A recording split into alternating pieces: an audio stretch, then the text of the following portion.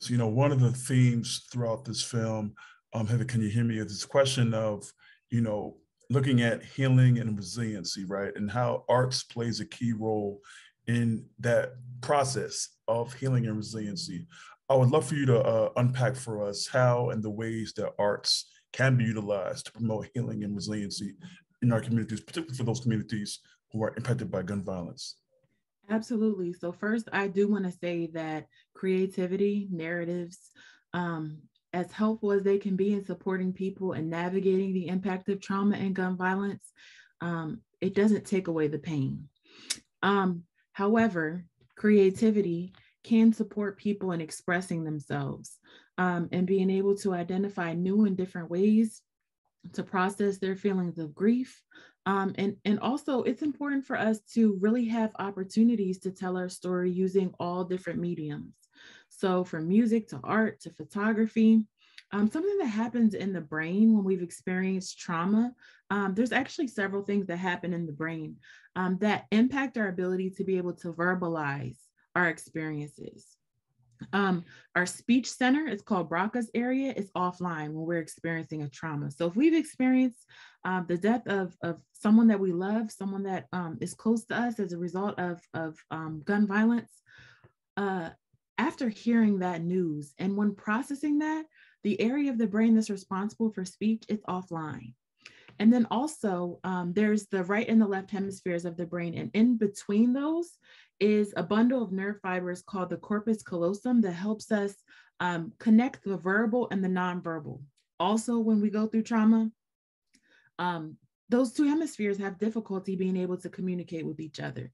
So those are some neurobiological reasons. There are many, many other reasons why the arts are powerful, but sometimes we don't have the words to be able to express our pain, to be able to process the things that we have gone through. And the arts are able to speak for us when we don't have the language to be able to describe what we've been through. Thank you so much for that. I'd love to see if I could also bring in Ami to even explore this topic a bit more. Really just looking at really the ways of art making, but also the therapeutic ways of art making, right? And the work that you've done, obviously with Build a Bridge, and what sort of outcomes you've seen in the community, changes, impact, people that have been transformed by the use of art through your work. I mean, what Dr. Corrado just said was really apt and really caught a lot of what I would say.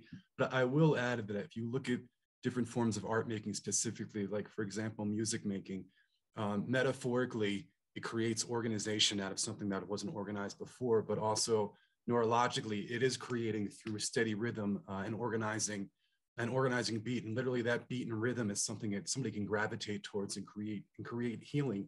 And again, like the therapeutic arts that we're talking about, we can't cure trauma, but we can help people along the way and create this healing process.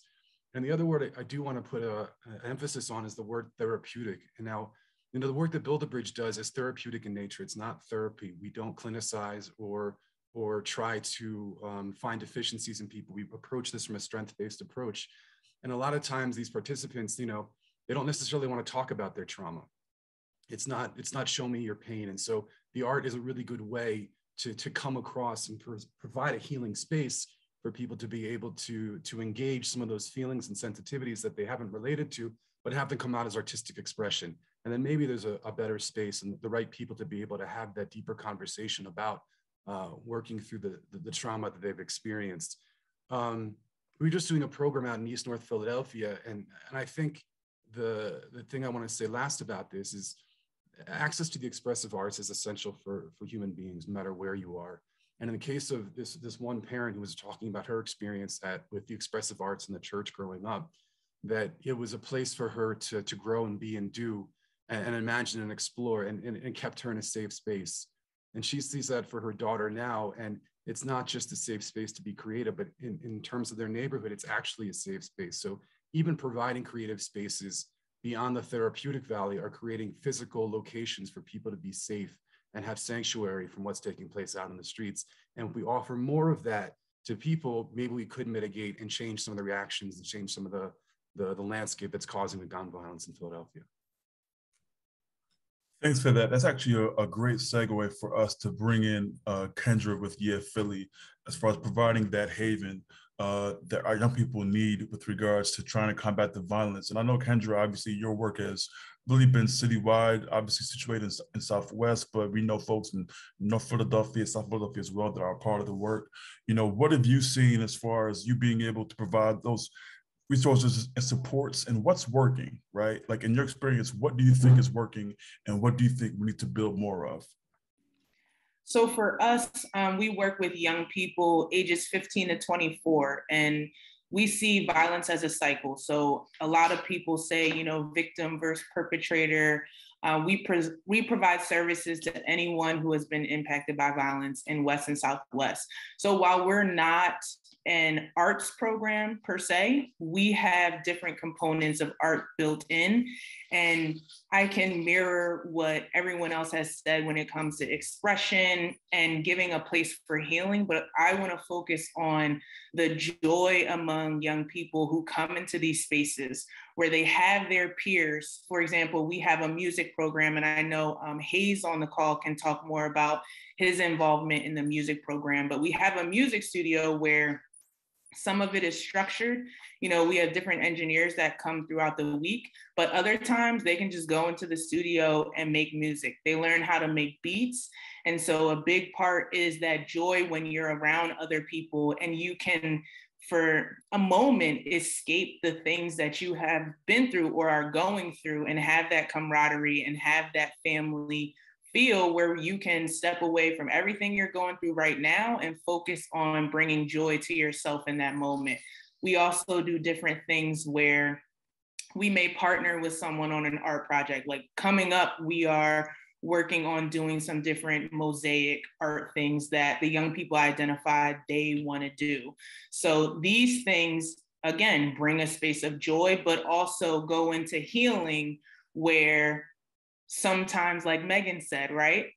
We cannot verbalize these things, but we can express them in different ways through art. We can make different candles and vigils for our people that we've lost. And for us, that is an expression of our emotions. But then again, we can have that peer support where we can be in these spaces and also get the support emotionally that we may need. So that's how, Philly does things. And I'll leave it to Hayes to talk more about his involvement in the music program. Yeah, and I actually love to see if we could bring in Hayes, because I think when you talk about the music program, and I'm hearing a lot about what you're saying about joy and the ways that we utilize joy. Hayes, I'd love for you to share a bit more about just not only the music program, but also how do you cope, or how have you been coping with some of the challenges that we see around the city of Philadelphia with regards to gun violence and the day-to-day challenges around this issue. So the floor is yours, Hayes. Okay, so firstly, I want to just make sure you guys are able to hear me. Is the volume like it's like leveled out and everything? All right, cool. We're good, bro. So I don't want to talk too much, but as far from being in the shoes of someone who's actually been in the program, there's been so much change from when I first started to now that it's actually amazed me. And I say this because of the fact that it's boiled down to a point where as though accidental relationships have been developed. And what I mean by such is I met a child named, well, he's not a child. I honestly consider him a man at this point, honestly. His name is Alasan, or we call him San. But when I first met him, he wasn't content with himself as an artist. The level of confidence that I see in him has me at a point where as though I've told him about 4 to 6 times he has the potential to be a better artist than me and a better man because of the fact that I see myself in him as I was younger. But it's like his level of thinking, if he could just tap into it just a little bit more, he's gonna be good. But it's because of Philly and the relationships that have been developed through them that such was possible. That's why I said Kendra definitely on point. Definitely.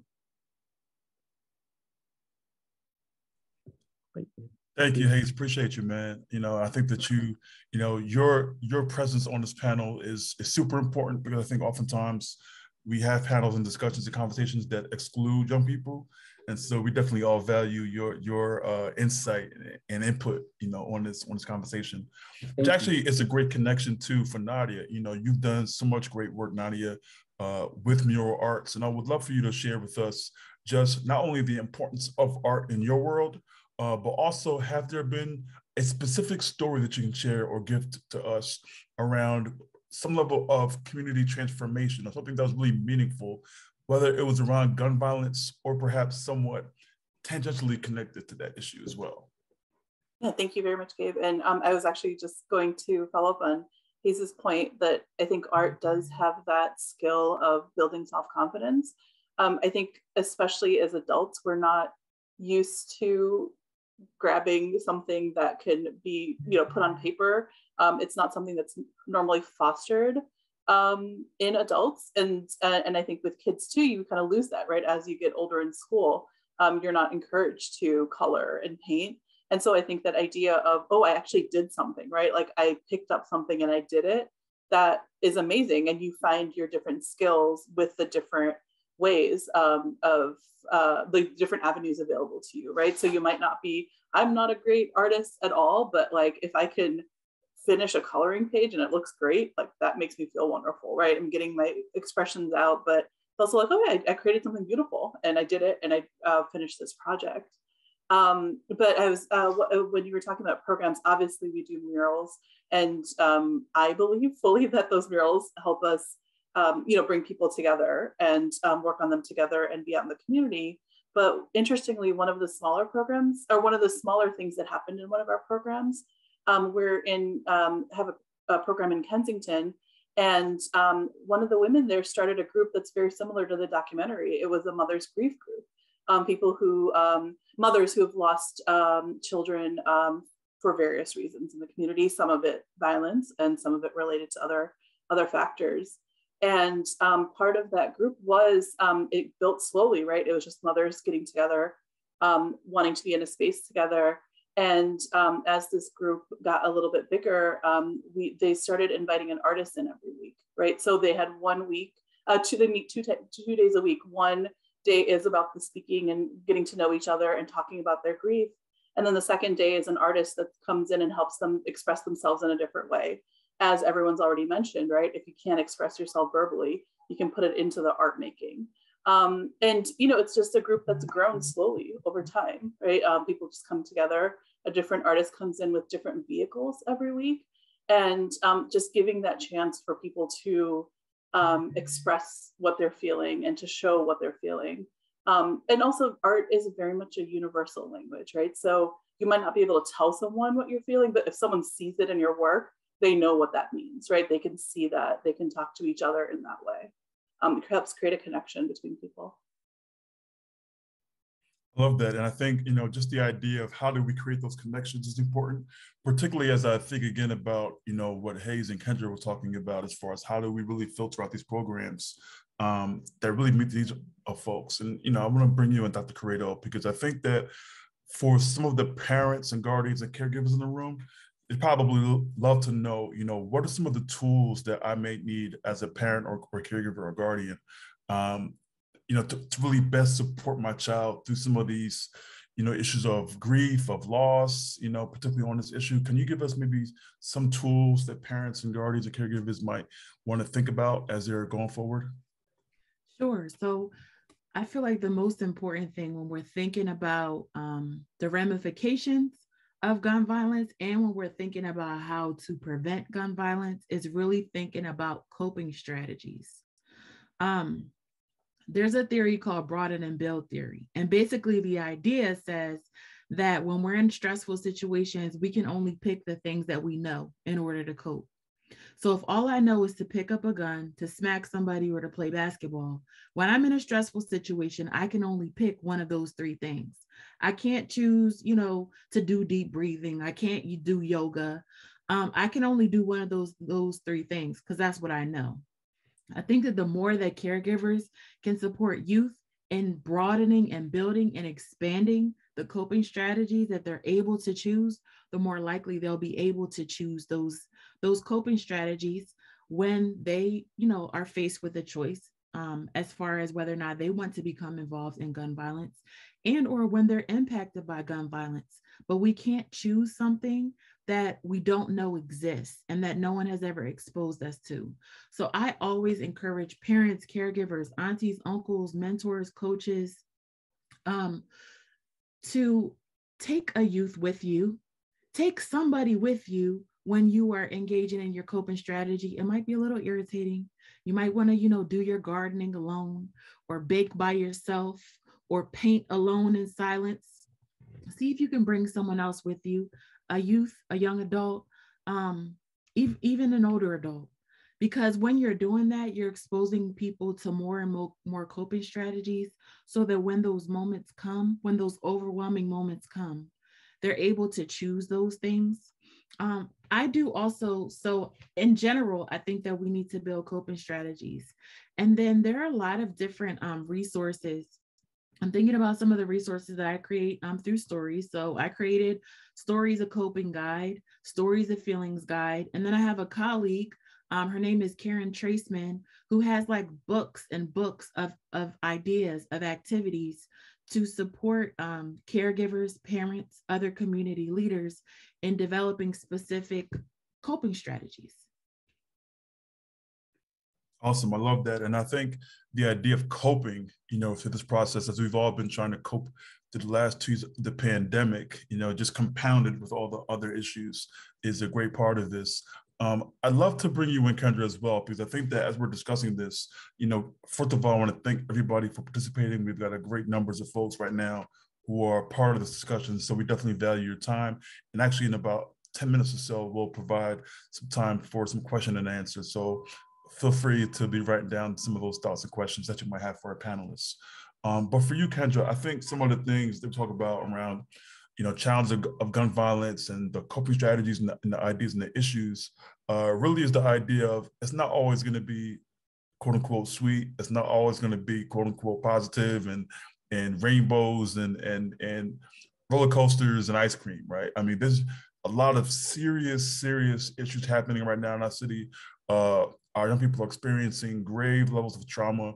And so I want to actually talk briefly about the other side of this, which is some of the challenges and really sort of unpack some of the challenges that you've had to overcome, even like some of the lessons learned, because I think it's important for us to all understand it's not going to be a overnight change to this issue, right? I mean, we're in a moment of crisis, right? And so talk a bit about, if you can, some of the challenges that you've overcome as an organization. How much time you got? The challenges are a lot, right? So we're dealing with an issue that is not a blanket issue for everyone in terms of how people deal with it, what it looks like, how we're impacted by it. So for us, I think a big challenge, and continues to be, but we are doing well with it, is the fact that we are a space that's located in between some beef that's going on, right? So the neighborhood beefs that people have, whether that be, we're in West Philly, but we serve West and Southwest. There's beef between West and Southwest. There's beef all across the city. The North Side, South Side beef, where if you live on the North side of Market Street, you don't mess with the people who live on the South side of Market Street. But I think we've done a really good job of forming these relationships and reaching young people to where they are comfortable coming to us regardless where they're from, right? We have a lot of young people in this space from all over. They're able to mediate some things. They're able to say, while we're in here, it's cool. We can work through some of this stuff. So I think that is a really big challenge that we've been able to get a grasp on. And another thing is just the mediations in terms of the community. That's a really big thing. We have a lot of people who call us and say, my cousin told me to call you. I'm having an issue with this person and I'm having an issue with this block and they're trying to kill me. Can you help? So I think just the way that we reach young people who really need it the most, we say that because when we talk about violence, we always say, we have to help this specific type of person, but we're not going to help this person because they commit crimes in the streets. For us, it doesn't matter because we know that When people have done something, it's usually has happened to them. We know hurt people hurt people. So we provide a service to anyone who asks us in terms of, we don't say whether you deserve something or not. So definitely the mediations in the community and having a direct line to people who identify as being a part of Block gangs, who identify as being a part of streets, they know that they can come to us for certain things. That's good to know. And I think, that gives us, I think, some fruit to sit on a little bit, right? As we think about some of these neighborhood beats, as you mentioned, and some of the other challenges. I want to bring you in, Ami, obviously with the name Build a Bridge and some of the work that we're hearing today for the past half an hour or so. We're talking a lot about building coalitions, right? Ami, like we're talking about how do we, create these sort of alliances across neighborhoods, across people, across ethnic groups, across class lines, right? Talk a bit about the importance on this issue in particular of building those bridges, literally, but also just creating those alliances, right? They're really needed when it comes to addressing issues such as these.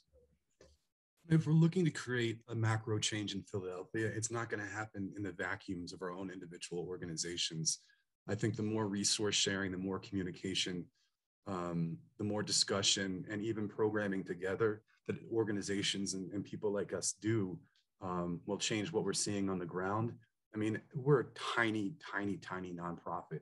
And it's also like financially savvy for us to partner with organizations. Like we can't take the mantle of something like this on our own. And so we find other organizations that are struggling as well, where we can support their programming.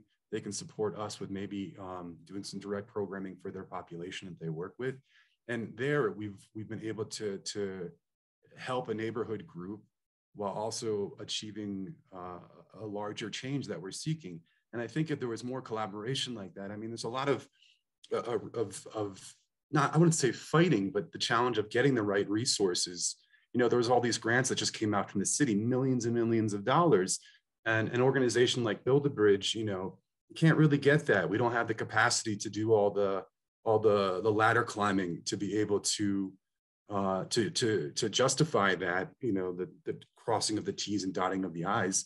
But, doing work with Dr. Megan, lecturing at one of the social work classes, or doing something with Gegasam out in East North Philadelphia, or working with an elementary school, like all this cross collaboration, I think is what will help turn the tide of what's taking place here, but it has to be widespread. And maybe it's not just two organizations working together, maybe it's 3 or 4.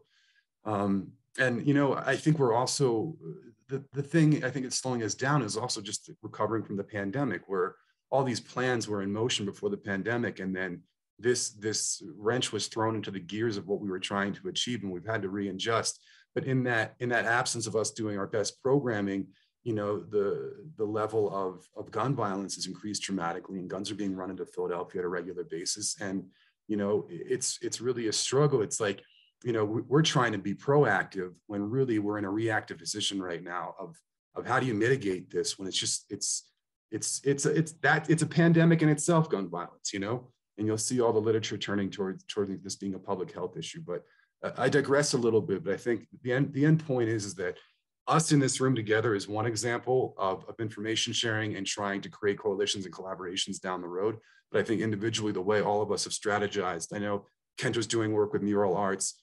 Dr. Corrado is everywhere in the city making relationships. And I think this is really essential for the future of dealing with this epidemic.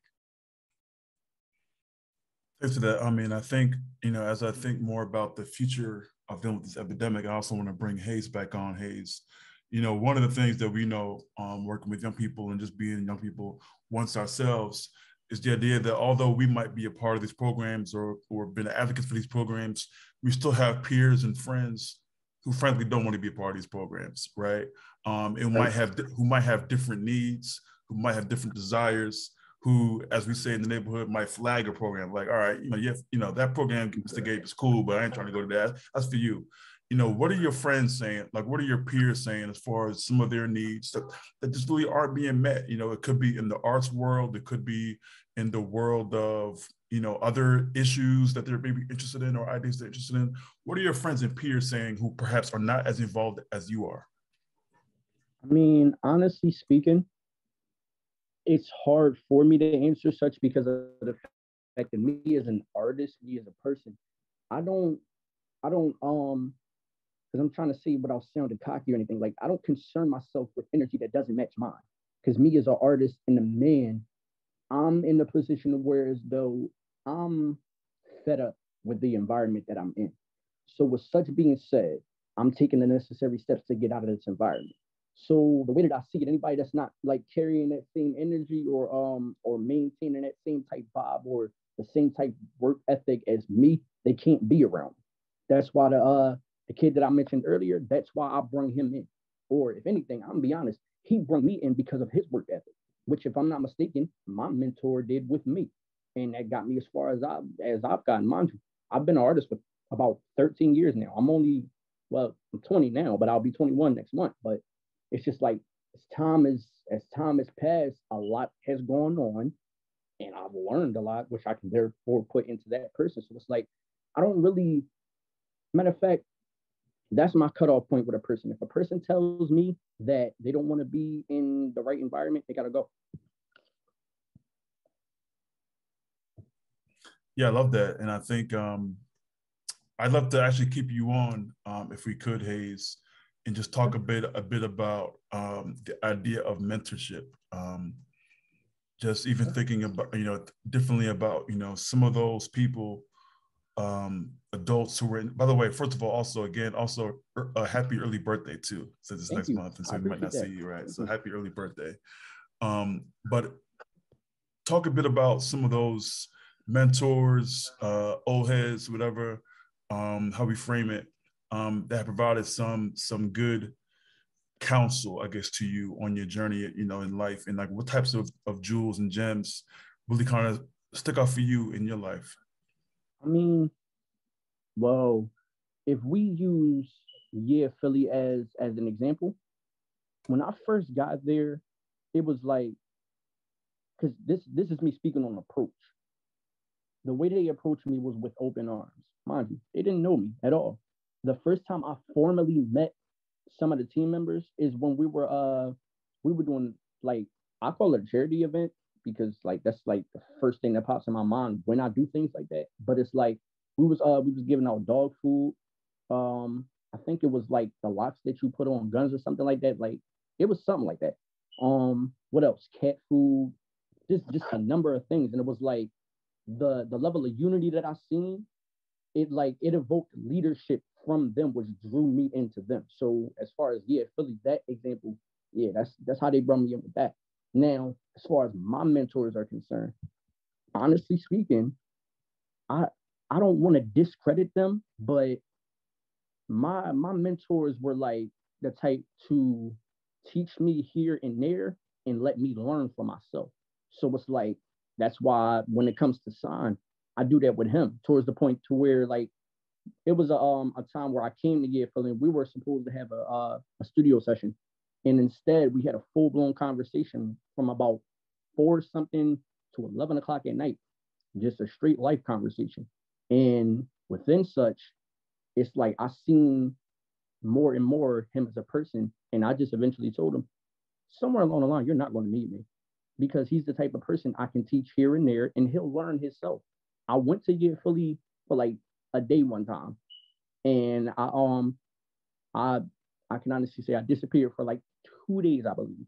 I came back. It was like he was a different person. That alone shows me a lot. So it's all about approach. If we're being honest. No, I love that. I love that. I think it's always approach and presentation, and you know, sometimes the right words can come from a face that people might not think it's coming from. But Yeah. with the right message, it can really ring true. It can resonate. It can really hit your heart, in the right way. Um, And I love people providing content in the chat. Please continue to put content in the chat. Our panelists are also very insightful. Thank you for providing comments in the chat, everybody. I want to bring Nadia back in and just, again, talk briefly about, because there's a couple of, powerful scenes in the film, again, done by our filmmaker, Terrence Pitts. Heaven, can you hear me? Just about the ways that these community groups find sort of a solace with working with each other, right? So like whether it's Mothers in Charge coming together at a meeting group and that sort of ritual of coming together, right? Or whether it's Frontline Dads and Ruben talking a bit about, how they sort of advance their work. Talk about what you've seen also when folks gather, right, in that process of making art, right? And just the magic that happens when people actually together able to see each other and work together and share pain and share stories as they're working. Talk a bit about that if you can, and how that kind of also feeds into our conversation today. Yeah, no, I think being able to gather together is really powerful. And we all feel this in the pandemic when we weren't able to gather together anymore, what an effect it had on folks, right? Having that connection and also not feeling isolated, right? A lot of the things that happen to people, a lot of mental health concerns can come up when you feel like you're the only one dealing with something. As much as, I've trained as a clinician, Dr. Corrado was my supervisor and my mentor, and I love therapy, very much promote the idea of going to therapy. But I think working with people who have similar experiences can really help you understand that you're not by yourself, right? You're learning from other people who've been in a similar situation as you. It just provides that feeling of what can I give to someone else? Like being able to help someone else also helps you out as well, right? If we saw this in the documentary, just being like the moms kept coming back because even if they've transformed and healed a little bit, they want to be there for someone else who's been in that space, right? They want to keep coming back for that reason. It's giving them something and it's giving someone else something. We work with a lot of folks, and Gabe, I know you know this with DBH, who's been a great partner with us at Mural Arts. We rely a lot on folks with lived experience, and that's for a good reason, right? People who have that experience, they can connect easier with someone else who has that experience. And so, yeah, just that gathering together of being in a space together, even if you can't, like there's something to being together and not having to say something, even just knowing that that energy is there in the same space. If you're feeling alone, just having someone else physically there makes a big difference. Even if you can't have a conversation, even if you don't want to have a conversation, it's just isolation leads to a lot of issues that, once we start feeling alone, we turn to alternatives, right? To not feel alone. And so having healthy relationships in a community just really uplifts that, moves people away from that. I love that. And I think just for our final question, prior to going back to our question and answer, I just want to actually open it up to anybody on the panel to ask, or to sort of think through, actually. So this can go to anybody, it can go to multiple folks. I think we have a couple more minutes until we close the section out.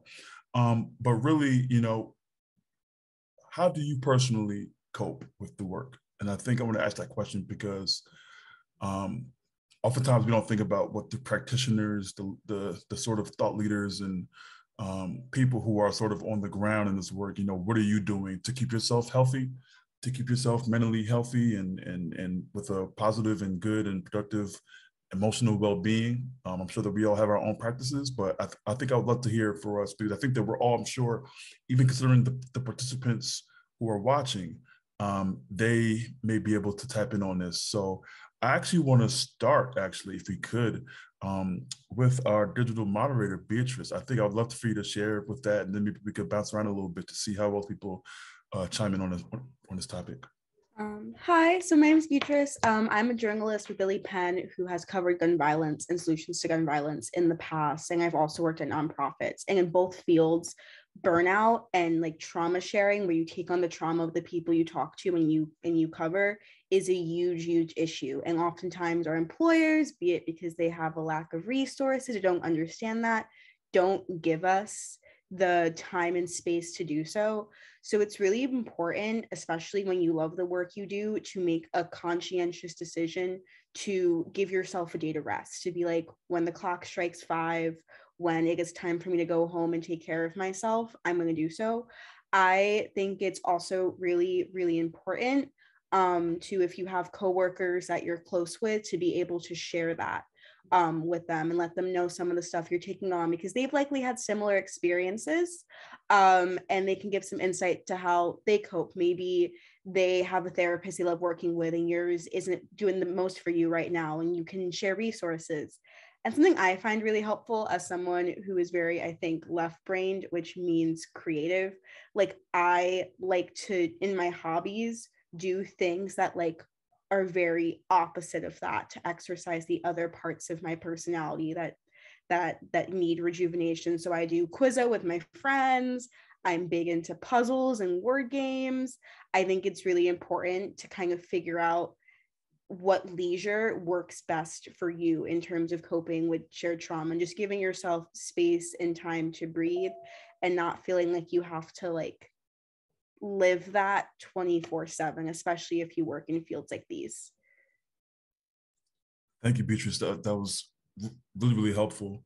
I'd love to hear if anybody else wants to share on this, either Kendra, Dr. Megan, Nadia. I create. Yeah. And I create things that are ugly, that are messy. Some things get put on the wall, some things get put in the trash. But I have all these random ideas that may keep me up really late at night or really early in the morning, but I create. That can be visual art, that can be videography, playing around with iMovie, not anything like Terrence created. And I write, and I keep doing it. And if I'm not able to do it, it shows. I love it. So I've got, I'm going to say 3 things. 1, I pay a lot of money for a really good therapist. Without her, I'd probably be insane. 2, I like to be outside, so I hike a lot. We take young people hiking, they will tell you they always got us in the woods. They used to be like, I'm not doing this, I'm not doing that, but they love it and it's fun. And it's also an outlet and a release. And then 3, I'm sure everybody on here knows what FTK means. I have FTK Wednesdays. Every Wednesday, they know, don't contact me. My phone is on DND, and I have spent my Wednesdays disconnecting, to whether that's I'm going to see a play if I want to go see it. I'm taking myself to breakfast. I'm disconnecting from kids and young people, and I don't want to talk to you on Wednesday, and I love you, and that's perfectly okay. Yeah, I will reiterate boundaries. Very, very important. And Beatrice mentioned this, right? You're passionate about the work, so you want to just always do it, but creating those healthy boundaries for yourself, just really, really important. And I've always found once you put a boundary in place, other people respect it. It might take a little while, but people respect it once you put it into place. So it's really on you to just create that boundary. Being outdoors, I think going for a walk for me every day, being in the sun when there is sun. And I'm not, as I mentioned, I'm not an artist, but in the pandemic, I got some paint by numbers, and you don't have to be an artist. You can just the paint by numbers will guide you. The painting looks beautiful. And it's just, it keeps for me, it was a lot of keeping my eye off the screen too, because we're on Zoom all the time. But also just lets you clear your mind, right? You don't have to think about the things, or you can process the things that have been going on so that you can let that creativity get out and get it out on the paper instead. Yeah, I'll just add that, if I can't take care of myself, how can I take care of anybody else? They're going to know that I'm a mess. They're going to know that I'm off and I'm not running on all the cylinders. So it's a duty that I have. And aside from I'm a would-be singer-songwriter. I run around writing music and have the audacity that people will listen to me. But I got a group of people together once a week. We all hold ourselves accountable. We whether it's online or in person, we do it mostly online. We take a prompt, we write for an hour and a half. come back together, we share our music. It's wonderful, you know, but it doesn't stop there. Like, you know, looking at tangible things, started using a meditation app, meditating in the morning and in the evening, creating those boundaries, creating separation. Like, I am a healthier person, and I know the people that are around me that, you know, you want to talk about some of the science that Dr. Megan mentioned too. Neuromirroring is real, that people can feel how I'm feeling and they can take that home with them. If I'm having a bad day, that is going to be reflected off myself, and it's going to send ripples in the wrong direction. So if I'm taking care of myself, that's one way that I can help somebody else too. So it's not just self-care, it's not just self-care. You're taking care of other people and you're taking care of yourself.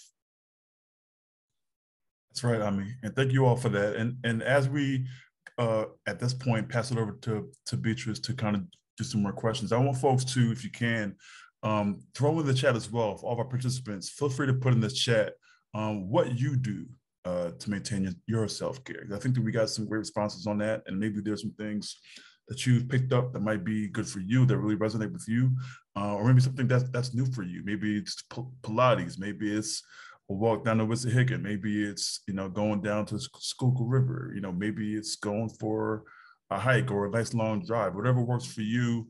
A good meal with loved ones, yoga, sleep, making music, whatever works for you. We'd love to hear your thoughts as well, and you can put those ideas in the chat. And I'll pass it over to you, Beatrice. All right. Hi, guys. We got off to a pretty slow start, but we ended up gathering so many questions to ask our lovely panelists. So thank you so much for being active participants. I'm going to kick it off with a question for Nadia and Dr. Corrado. So this came from, I have so many notes. Okay, this is from Robin Lofquist. So sorry if I butchered your name. So for people just getting started in the arts, especially, you know, young people who want to act cool, how do you get behind, like, how do you kind of push participants beyond the self-doubt, you know, when they say, oh, I can't sing, I don't know how to draw, I don't want to draw? How do you kind of get past that barrier? Nadia, you want to jump in? Ask if you want to go first. For us, it really is providing as many options as possible. Beyond providing people a choice, right? We never want to make anyone do anything. I think a lot of times in our lives, a lot of populations, especially the ones we work with, don't have choices. So we want to offer people a choice. But beyond that, we know that not everything is going to appeal to everybody. Right? Some people respond really well to music and don't ever want to pick up a paintbrush, right? That's just not their thing. You know, we just want to make sure that people understand that creativity isn't limited to one area, right? You can be creative. And I think people don't realize how creative they are in their everyday lives. You know, when people mention cooking, that takes a lot of creativity, right? If you're passionate about cooking, deciding what to put into something, experimenting, that's creativity right there. I know for me, like, I mean, and Dr. Corrado can speak about this as well, because I know she puts importance on her nails, but like doing my own nails, right? Like that takes skill and creativity to do that, right? And I think in small ways, we don't realize what ways we're forming creativity, right? Putting out social media posts, that is a lot of creativity right there. And there are a lot of kids who are so good at that. Those are skills that I do not have, right? But so it's just giving people options and having the patience of, you don't have to find the thing in the moment. Just keep trying and you'll find it eventually, right? Like there's a lot of, I think also just the systems we're part of, right? In school, you have to have an outcome in some way. If you can create a space where it's just you being there, that you don't have to actually produce something, I think that leaves room for people to figure it out. I think in life, period, society, period, puts so much pressure on us that everything we do has to be for money, or everything that we do, it has to be, you know, exhibit worthy. But normalizing for people, you can make ugly things. It's okay. A lot of the things that we make may be ugly or useless. I'm sitting here in my office space at home, and I have all of these random things. And there's no reason why I have like a glitter resin pyramid on each side of my laptop. But I do because I wanted to experiment and play. And I made some bad ones and I made some ugly ones. Then I made some good ones too. So I like to normalize that it's okay to make things that are ugly. It's okay to make things where you mess up, where you make mistakes. And then I also like to encourage people, like let's say somebody's skeptical, really skeptical of being creative. Every time they do something creative, I'm like, I thought you weren't creative. You just did X, Y, and Z. You just made it to the next paycheck. Thought you weren't creative. Like, you did your child's hair like that. That style is like really fancy. The way you put your outfit together, I thought you weren't creative. So also expanding it beyond art making. Creativity is more than art making.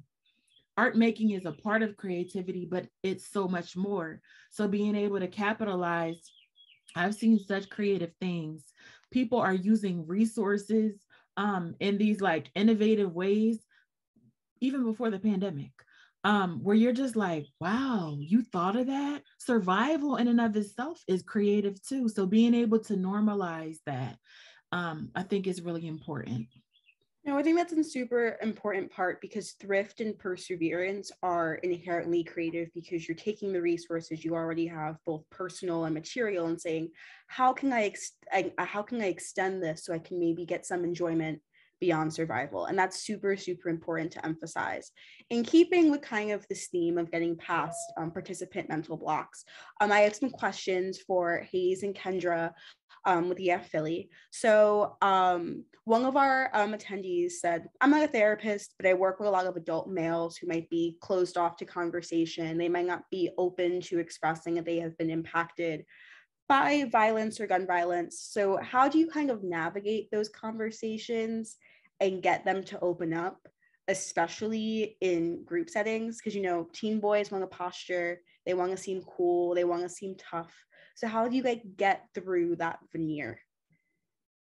Go ahead, Hayes.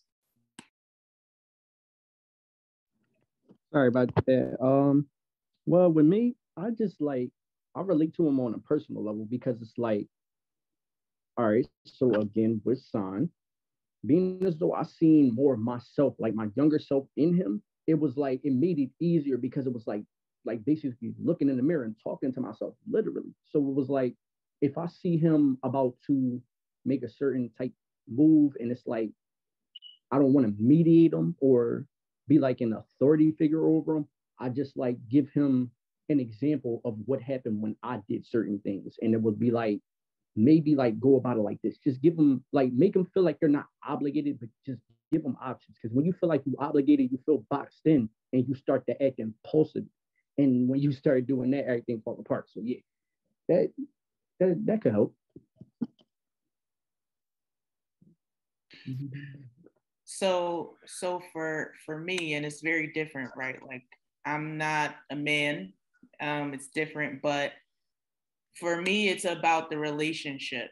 If it's, I think about how, especially boys, like, we hug, right? Like, we know that people in general just need love. So I'm always like, oh, hey, how you doing? You know, getting to know them on a different level. I don't want to ask you a million questions and do all these things, but I give hugs.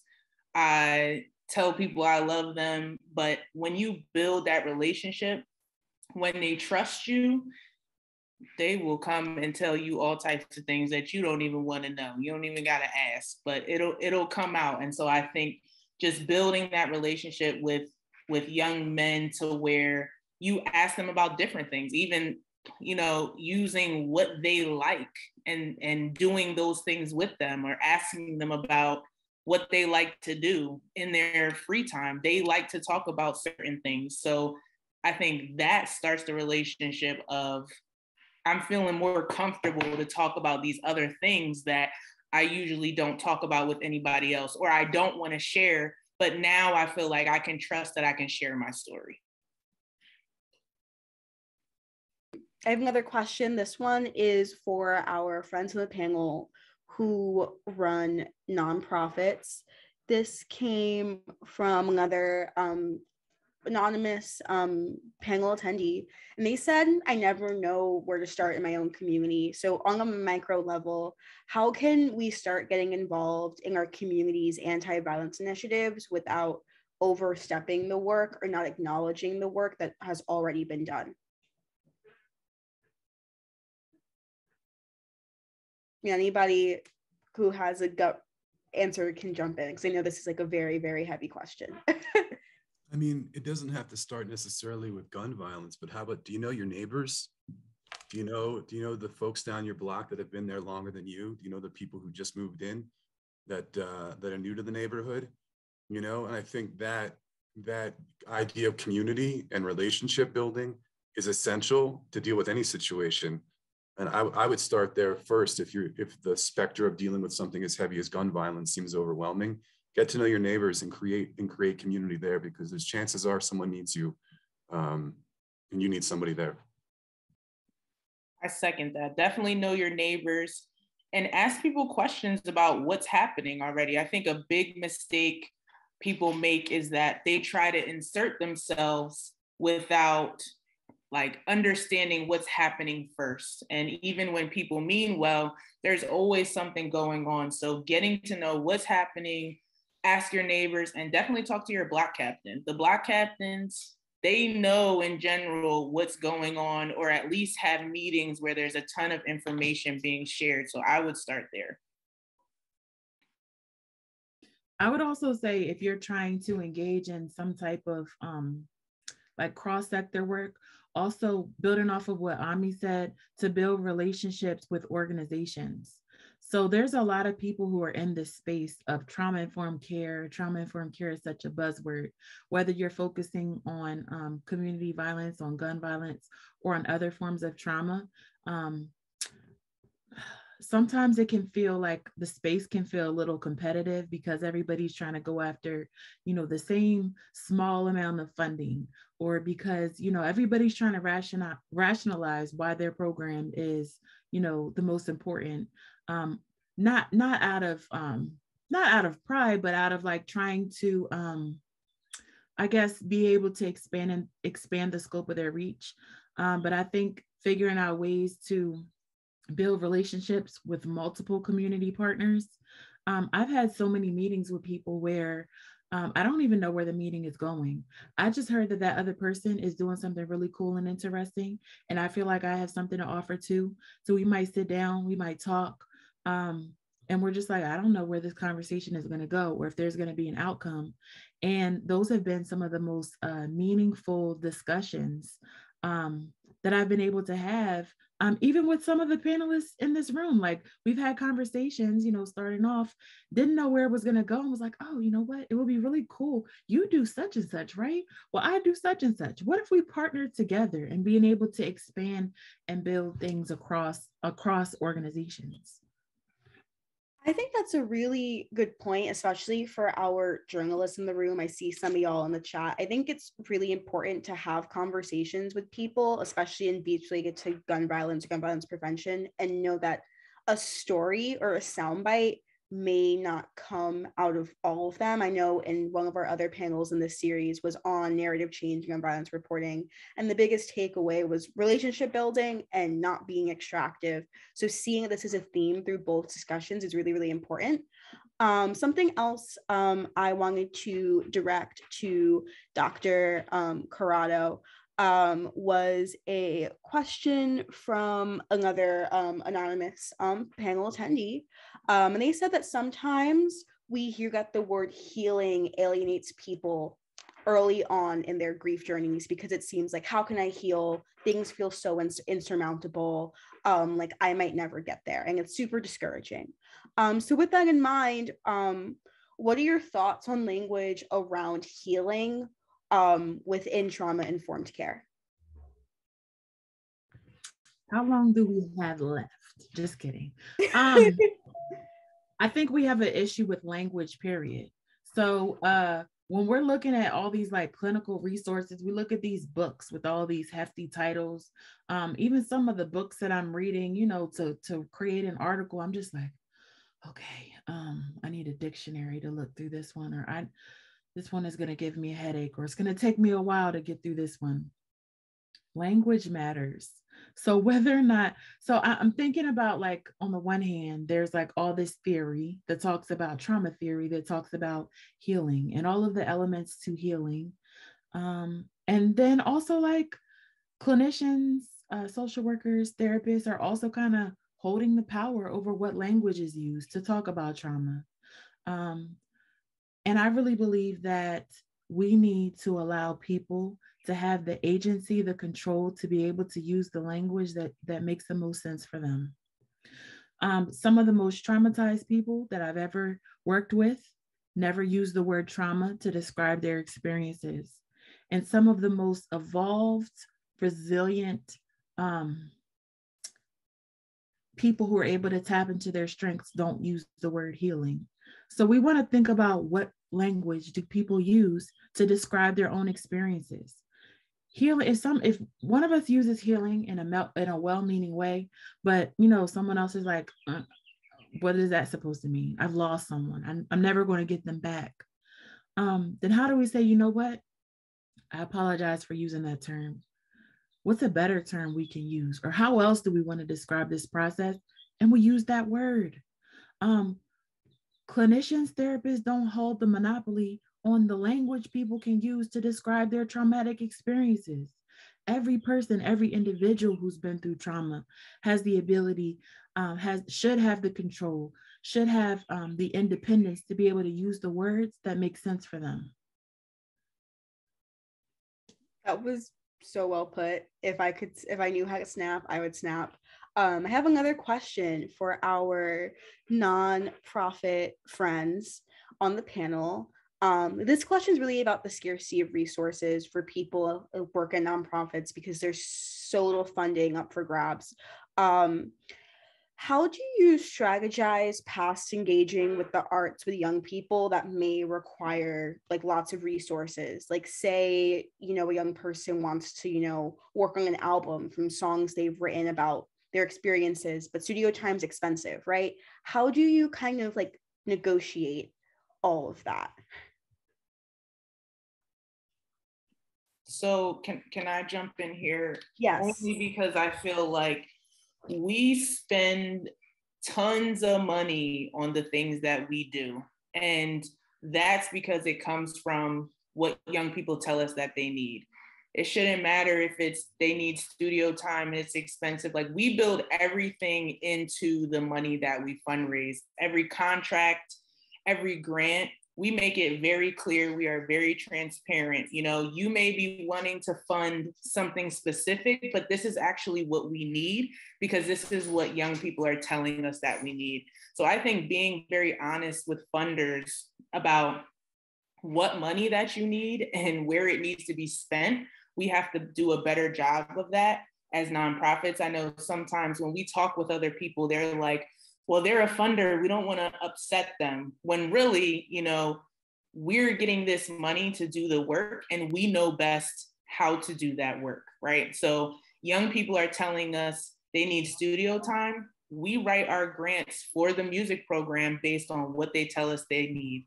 So whether that's doing calculations or understanding how much money you actually need to write a grant for versus fundraise from donations, I think we just need to be open and honest about the money is there. There are plenty of people who get millions and millions of dollars and hundreds of millions of dollars every year. We have to make sure we're putting nonprofits in these spaces. We have to make sure we're having honest conversations with people about money. And it can be uncomfortable, but I think that that is the best route that we have taken. And I know over the past year, we've grown our budget almost $1 million in less than a year. So we are growing beyond capacity. We are raising money left and right. But I can say now that we are comfortable with the resources and the program money that we have. Of course, we want more, right? but we can spend our money in various ways because of the way we do these things. I was going to say, I think it's a fallacy to think that there isn't money out there. That is just unfortunately the scarcity model that we work from. It's the systems that are put on us, right? That like the more we compete with each other for this idea that there's no money and we're all competing for that money, the more it keeps us down, right? There, like Kendra said, people have a lot of money. There's a lot of money out there in the world, and sticking to our morals of, yes, this is what we're hearing from the people we're working with. This is what we know will work. Here's the proof of that. And not being afraid to say, this is where the money's going to, and this is why we need it. I think Ami brought it up too, right? That this idea that that we're all competing for the same money and that we can't share resources, it keeps us all separated. And we can work together, right? That doesn't mean that the funding for me will go away because I decide to work with Build a Bridge, right? That means that our programs are just stronger because we're sharing that information together. And use your network. I have studio time that's expensive. Think about people who provide teachers and studios for free to people who need it, and make sure you network and connect with the people for which you need. All right, I have one final logistical question I saved for the end, so they don't want to let self-promo or promo take up too much of this conversation. We had quite a lot of attendees want to know where they can access Dr. Corrado's resources on coping. So do you want to give a plug for where we can find those? www.storiesguide.com. I'll put it in the chat. Awesome. Thank you guys so much for such a lovely conversation. I really appreciate how fun and fresh we kept it. I know a lot of these conversations can get a bit heavy and daunting. So thank you guys for the immaculate energy you all brought to this discussion.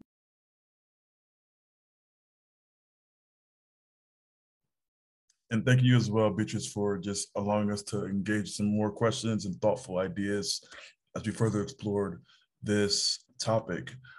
We're at pretty much the closing of our event today, but we really want to thank you all. We want to thank all of our panelists for your rich insight today. I think you all provided just some fantastic ideas and jewels for us to think further about. We just thank you. We thank you just for being with us. It's really been amazing, and it's been really a great conversation. I also want to thank all of our participants who chose to be with us for the last hour and a half. Your ideas and thoughts in the comments were great, and really just, it allows us to kind of further expand the work that was first done with the film itself. Heaven, can you hear me? So we thank you. And we also want to say just to remain vigilant and to remain confident in the work as we work towards, still working to address this question of gun violence, and being confident in the fact that, together we can make whatever change we want to see happen in the world, and certainly locally in our city of Philadelphia. With that being said, what I want to do is I actually want to pass it over to our filmmaker for closing remarks. And thank you again on behalf of DPHIDS and our EMOC initiative, Gabriel Bryant. I pass it over to Terrence Pitts, our filmmaker. Wonderful job moderating. Thank you so much, Gabe. Thank you, all the panelists. You are all, as I was listening to the conversation or looking at you, I was thinking how amazing all of you are in such unique ways. So I just want to thank you for being willing participants on this journey and helping to co-create this panel. Thank you from the bottom of my heart, and all the participants out there. Thank you for joining us today. God bless everybody. Bye-bye. Have a great day.